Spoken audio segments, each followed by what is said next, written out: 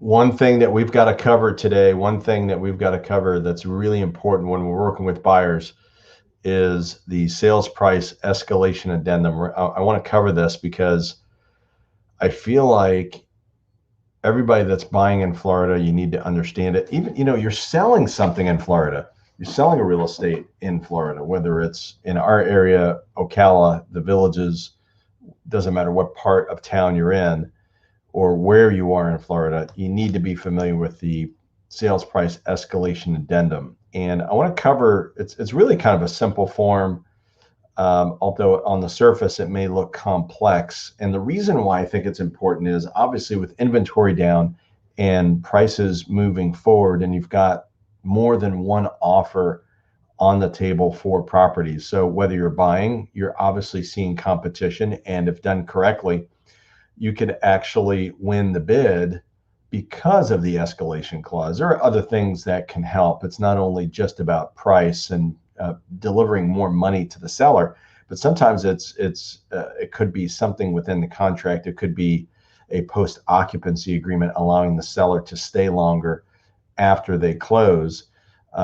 so they have time to move or they have time to find something and they could use the cash. But specifically today, I want to cover the sales price escalation addendum, because it's one of those things that, one, I think it's important to get comfortable with the addendum. Doesn't matter if you're buying or selling, doesn't matter what side you're on. I think it's really important that you get comfortable with it. So we want to look this over. We want to look at this particular form here, the sales price escalation addendum. We're going to go through this line by line. I'm going to go through it pretty slowly, so that way you can become a little bit more familiar with it. Obviously I'm not an attorney, but we've got to provide these forms to our buyers or present these forms to our sellers.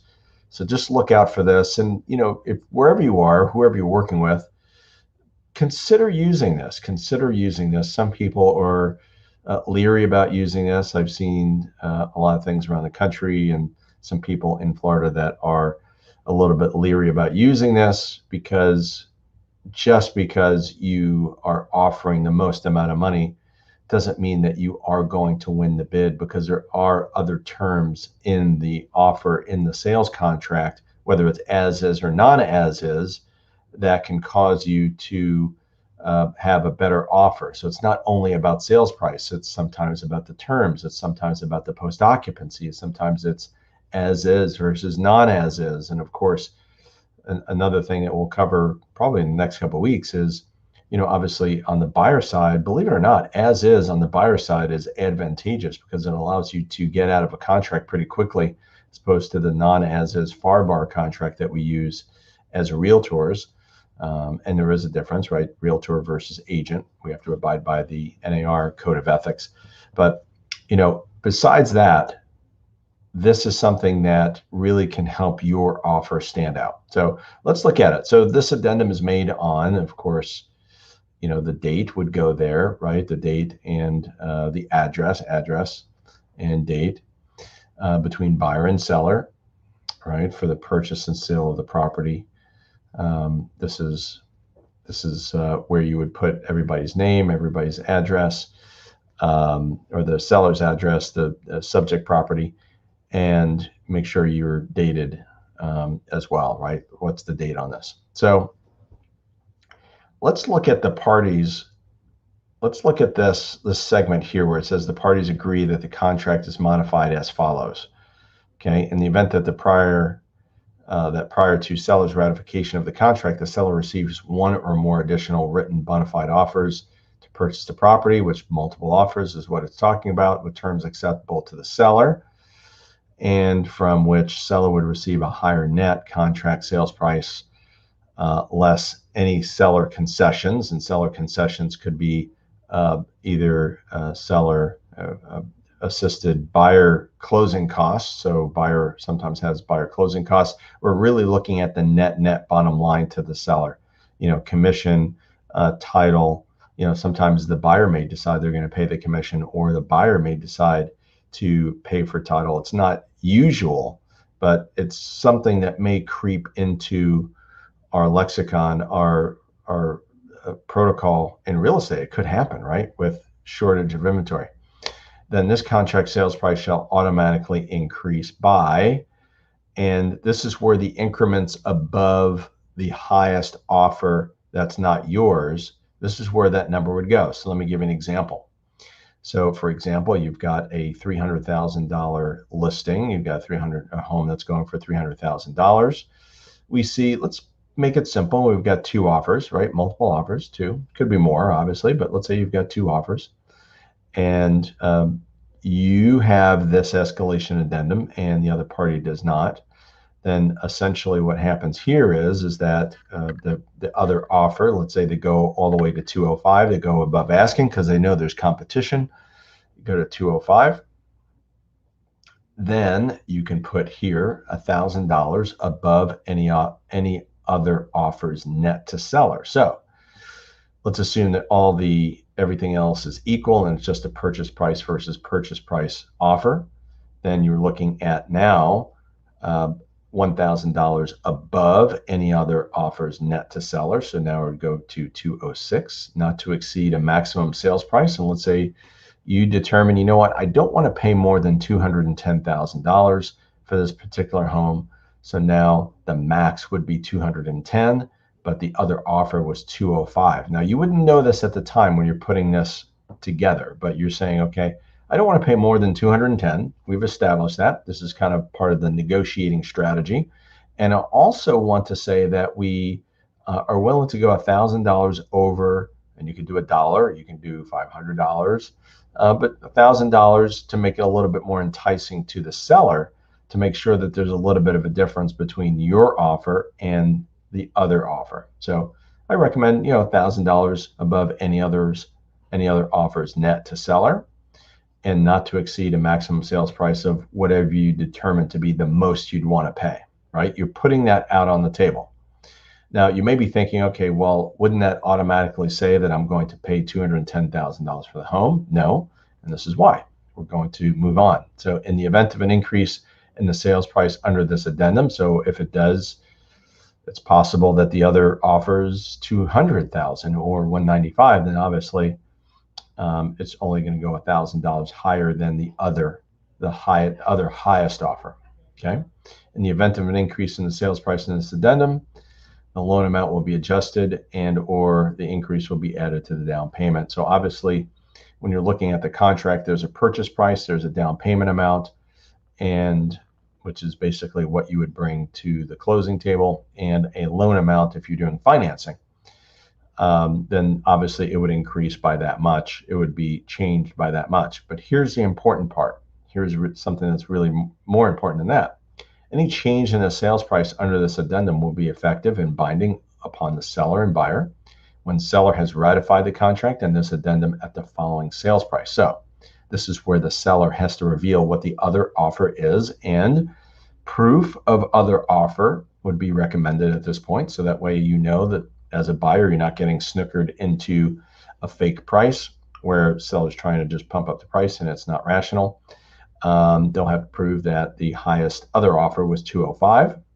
So now, since you're paying $1,000 above the other highest 205, this is going to say 206,000, right?